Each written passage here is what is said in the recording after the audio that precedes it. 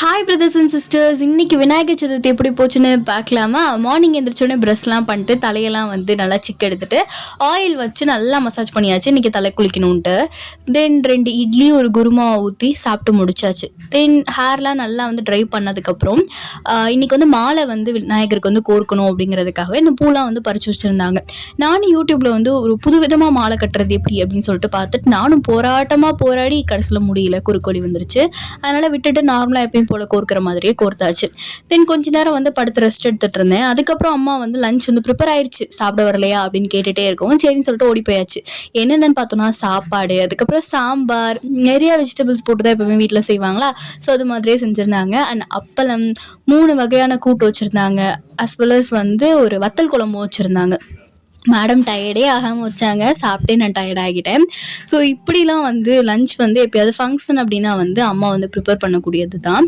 Vegetables வந்து என்னென்ன வச்சுருந்தாங்கன்னா beans வச்சுருந்தாங்க, அதுக்கப்புறம் வந்து இந்த கேபேஜ், கேரட்லாம் போட்டு செய்வாங்களே, ஸோ அது ஒன்று. அதுக்கப்புறம் என்னோடய ஃபேவரேட்டான வாழைக்காவும் வச்சுருந்தாங்க. உங்களுக்கு எது ஃபேவரேட் அப்படிங்கிறத மறக்காமல் கமெண்ட் பண்ணுங்கள். எனக்கு பொட்டேட்டோ கூட அவ்வளோலாம் பிடிக்காது, பட் இந்த வாழைக்காய் அதுவும் வந்து ஒரு சில நேரங்களில் தான் பிடிக்கும். இன்றைக்கி ரொம்ப ரொம்ப பிடிச்சிருந்துச்சு. ஸோ அதையுமே சாப்பிட்டு முடிச்சுட்டு கொழுக்கட்டை இன்றைக்கி நான் வந்து செய்யலாம் அப்படின்னு சொல்லிட்டு இருந்தேன்.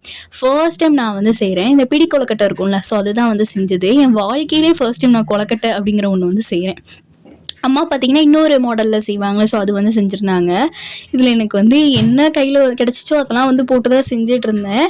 டேஸ்ட் ஆனால் சூப்பர்பாக இருந்துச்சு. நான் எக்ஸ்பெக்டே பண்ணல நல்லா வரும்னு. ஏன்னா எனக்கு அளவும் தெரியல, நானும் குத்து மதிப்பாக தான் அளவு வந்து போட்டு செஞ்சிட்ருந்தேன். பட் சூப்பர்பாக வந்துருந்துச்சு. டேஸ்ட்டும் பண்ணாமல் சமைப்போம், ஸோ அதனால் அது கொஞ்சம் கஷ்டமாக இருக்குமோ நினச்சேன். பட் அந்த ரிசல்ட்டை பார்க்கும்போது ஆஹா நம்ம செஞ்சதா இது, ஆனால் எனக்கு கலர் மட்டும் வரல, பட் பரவாயில்ல நெக்ஸ்ட் டைம் வந்துடும் அப்படிங்கிற ஒரு திருப்தியோடு இருந்தேன். இந்த ஹோல் மெனு இருக்குல்ல, இதில் எனக்கு ரொம்ப ரொம்ப பிடிச்சது என்னென்னு பார்த்தோன்னா அது சுண்டல் தான் என் கண்ணிலேயே நிற்கும்.